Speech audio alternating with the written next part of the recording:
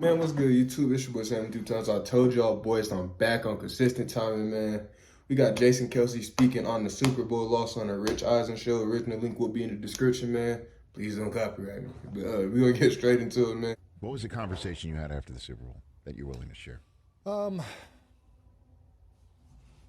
on the field, it was more just, hey, great job, happy for you, go celebrate with your teammates. Because I knew My boy voice cracked. He was about to cry. I would have right away wanted to, been like, hey, I would have been upset for him. You know what I mean? So I didn't want him to feel that way for me. So I wanted him to cherish that moment, be there with mom. Yeah. Because ultimately, I had the sad story out of that. So I think after a couple days, sat down. I think it was just really happy for him in his career. Happy for a lot of people on the Chiefs. It was a weird situation when you're playing the coach who drafted you, your brother, right. all these people that you've, have had such an impact in your career personally. Yeah. And now you're playing them in the biggest game possible. So obviously really upset for our team. And it took me a couple days, quite honestly, to get mad.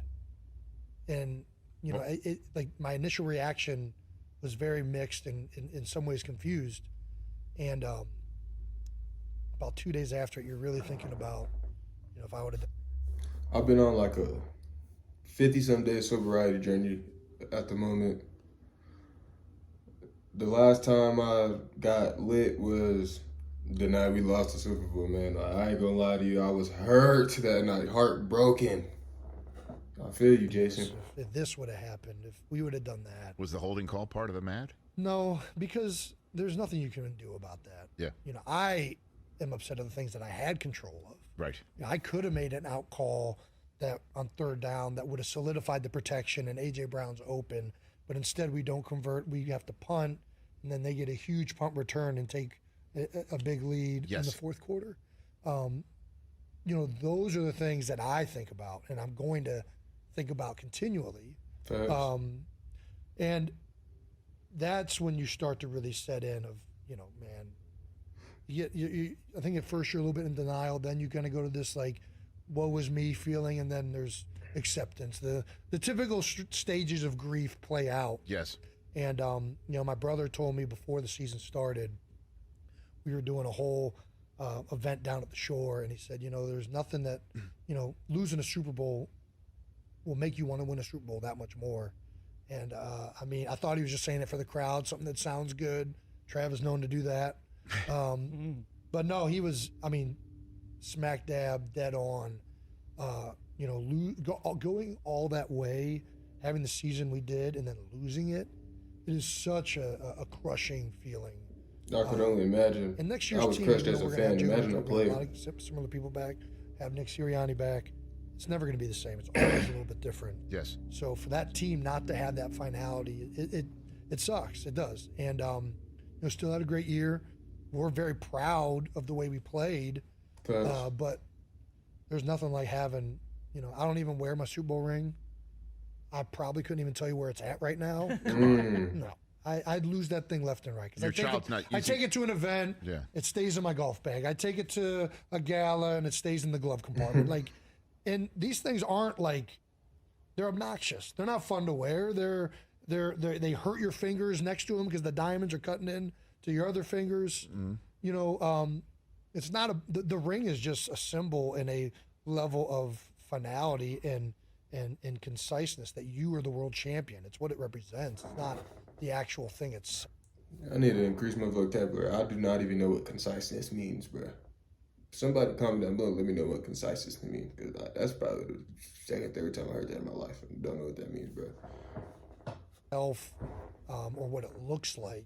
And great vocabulary, Jason. For all those guys that were part of that team, not to get one sucks. And so, yeah. And that's part of the reason why you decided to come back. I do think it played a factor. I don't think it should. I wish it didn't, but I do think that when you go that far and you get that close and it doesn't happen, I think your emotions and energy, I'm goosebumps right now, get going, and you want to do that. It's close, and the team is going to be good next year as long as everybody stays healthy. We're returning a lot of pieces on offense. So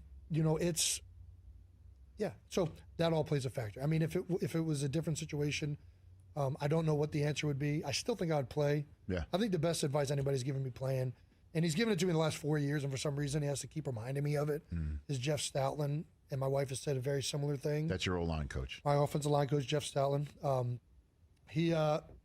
He said, Jason, you just stop playing when you don't want to play anymore. Like when you wake up and you don't want to play football anymore, stop playing.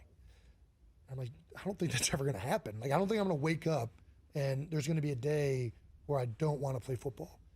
He's like, no. He's like, let me tell you, there's going to be a day you wake up and you're not going to want to do it anymore. Well, it's also, isn't it part of just the prep it takes for you to be ready sure. to play it? Yeah, I mean, the mental and the physical, where it's just like, I just don't know if I want to do that. And I think that's what he's saying. Like, really, the physical part, knock on wood, wherever I got you right here. I mean, I'm in pretty good shape for a guy going into his 13th year. I got some knee pain, some ankle pain, this, that.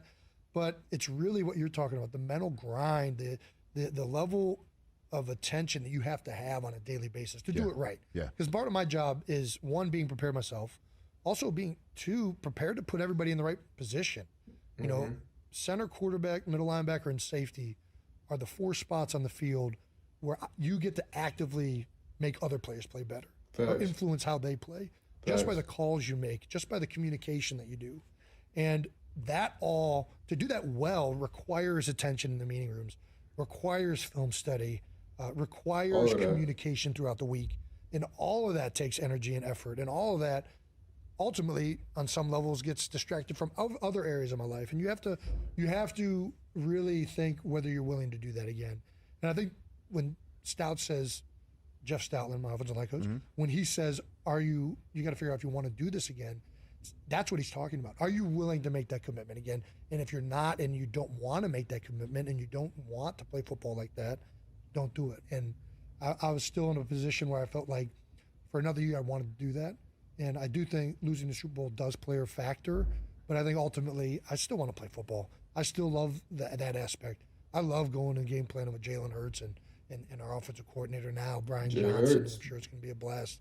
Best quarterback in NFC. That's some of the most fun I have during the week is figuring out how we're going to attack these guys. What do you see?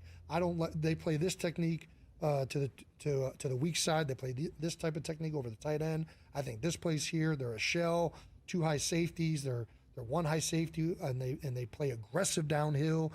All of these things you're trying to figure out, and that's part of the things that I still love doing. Catch the Rich Eisen.